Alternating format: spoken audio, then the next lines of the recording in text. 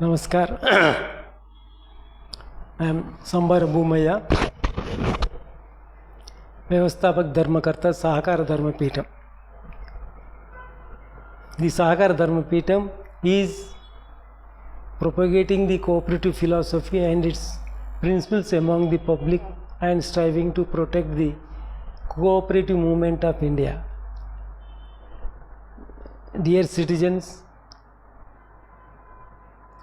last week we came to know through the video released by us that the discussion paper issued by the RBI regarding the urban banks entering the share market system. This we understand, we came to know that it is an attack on the identity of the cooperative system, just to snag the properties of the cooperative system by the private sector.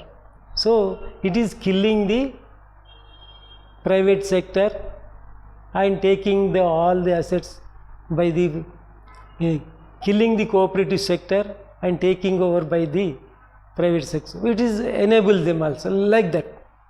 Here today, whether the amended acts which empowered the RBI to issue such a discussion paper for allowing the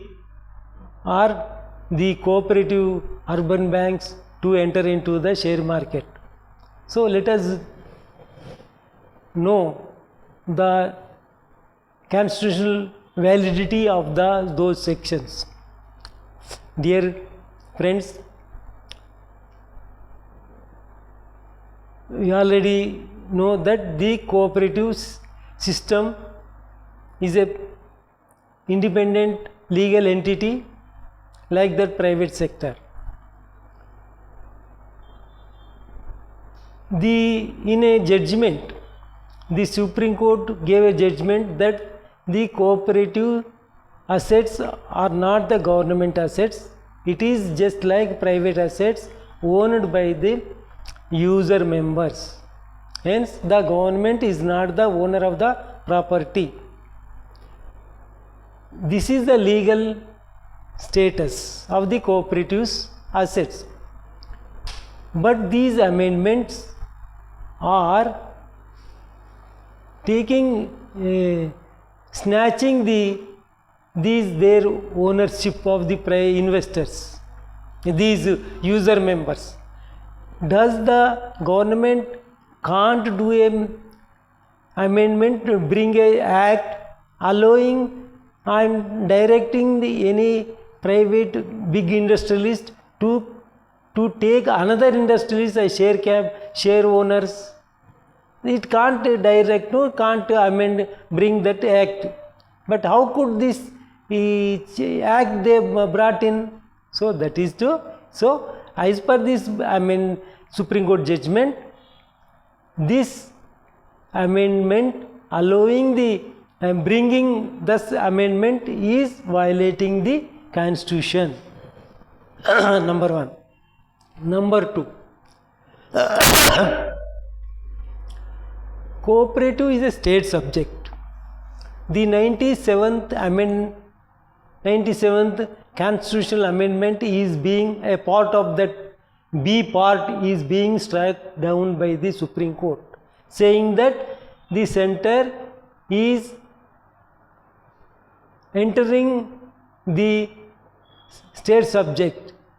So this violates the Constitution, hence it strike down that Constitution. Here the cooperative banks are being registered under state cooperative acts, and the amended acts are central amendment acts. Banking Regulation Amendment Act is the central act. And the multi-state cooperative as well as central act. So you are entering taking the rights of the states, hence it is also bypassing the Constitution 226 is state subject. So in second respect it is bypassing is the state subject, is taking the state subject into his custody of the central government. So it like this, it is also in a second respect it is violating.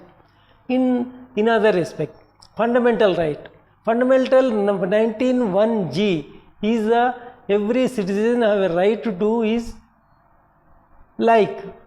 In the same way, the weaker section people and the less privileged people join together to get their needs and doing the cooperative business.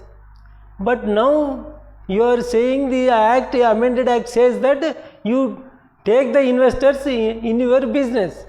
That means they have lost their, if that implemented, it can't be called a private cooperative, it is called a private business, it is a private business.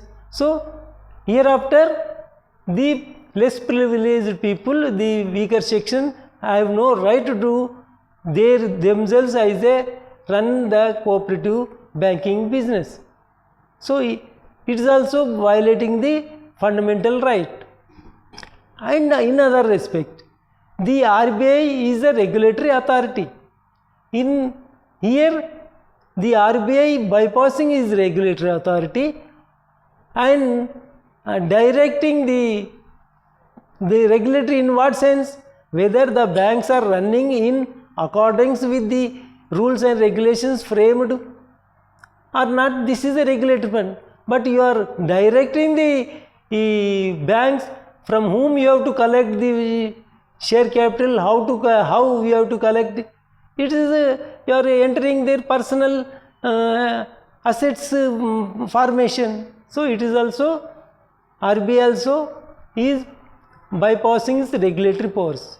In this way, these sections are violating the main constitution, and in other respect, you are also these sections, if implemented, the public is being cheated.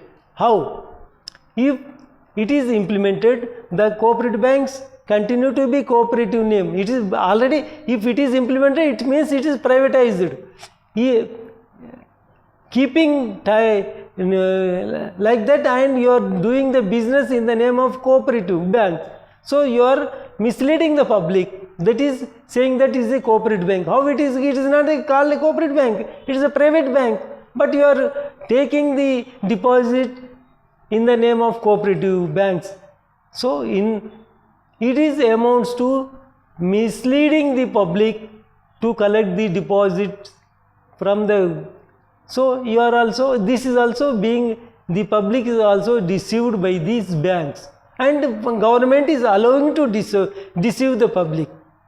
So in all respect, these amendments is against the interest of the general public and against the Constitution of India, because if this is implemented, the individual, the weaker section people does not have the power to do the cooperative business. Only the investors have the right. In India, is it possible? Only investors can do the business, the weaker section can't have the right to do cooperative business. You are saying like this one. So in respect, it is also changing the basic nature of the Constitution also. So it is in all respect. Hence, let us, fellow citizens, let us demand the government of India, because it is a basic right of the people, right of the it is changing the. Hence, let us demand the government of India to withdraw these amended two sections, that is Banking Regulation Amendment 12(1) and the 26 of the Multi-State Cooperative Act, to, in the interest of the public and in the interest of the economy of India. Thank you.